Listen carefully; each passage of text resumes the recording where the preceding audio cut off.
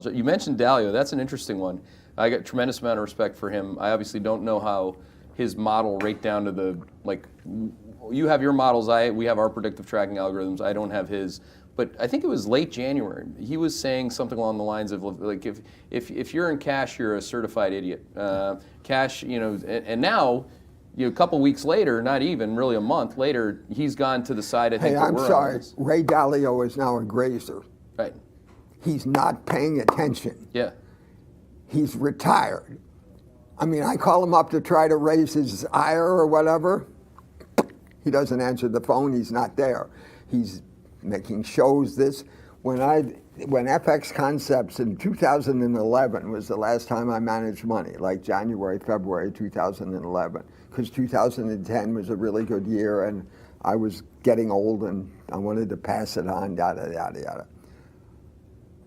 And I went on television and I was part of the PR machine or whatever for FX Concepts, but I was a grazer. I was no longer the guy who was, saying, I'm bolted to the chair and goddamn every day I've got to perform. I can't get out of the chair, man. It's That's so right. And so, but when you're not bolted to the chair, it's different. Yeah. Right. And even though I'm writing a letter right now, I'm still more of a grazer than I'm thinking of wanting to start a fund. Mm-hmm. But on the other hand, I'm not going to go through the hassle of hiring 60 people and trying to round up $1 to $2 billion because I'm too old and nobody will give me the money. But on the other hand, you need to have this brought in front of you every day that, oh shit, this hasn't worked, right? The cycle is turning down. And Ray was just wrong.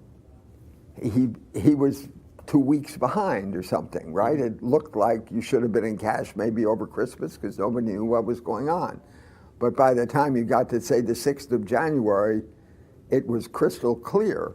You were going down, right? And the question only was, how fast? Well, it's amazing when you say that because, I think it's crystal clear if you're looking at the market, the actual market, rates, currencies, commodities, et cetera. Right. As opposed to the damn Dow and points. When people talk about the market, the bond market had been signaling this for quite some time. And you can, in particular, the currency market, once you got into the back part of January, when Ray said that, I was like, wow. Because, again, this isn't about and I think people they get off on people insulting people or whatever. It's just, if you're a grazer, you're a grazer. It doesn't mean that you weren't good at what you did before. This is a hard job. You got to be deliberately studying it every single day, as you know. Now I'm the one with 60 people, and I'm going to get old, stressing myself out about them.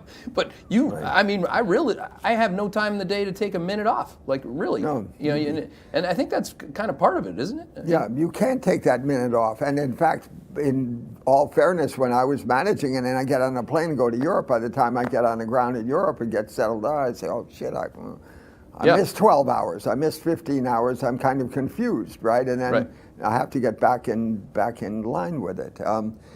And yet at the same time, I turn around and say, well, look, what kind of cycles do I like? I really like 8 months, 34, 35 weeks.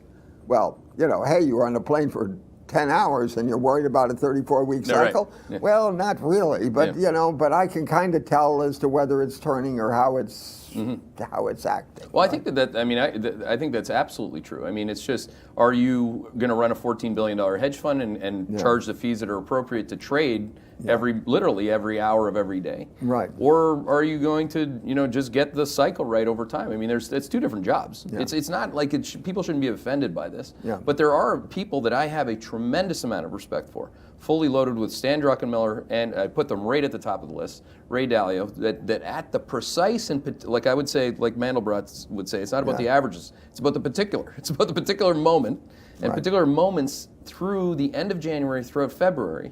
The complacency built into the U.S. equity market, particularly implied vol discounts as far as the eye could see, this move in Tesla, that I was like, holy shit, some of these guys are long at the wrong time.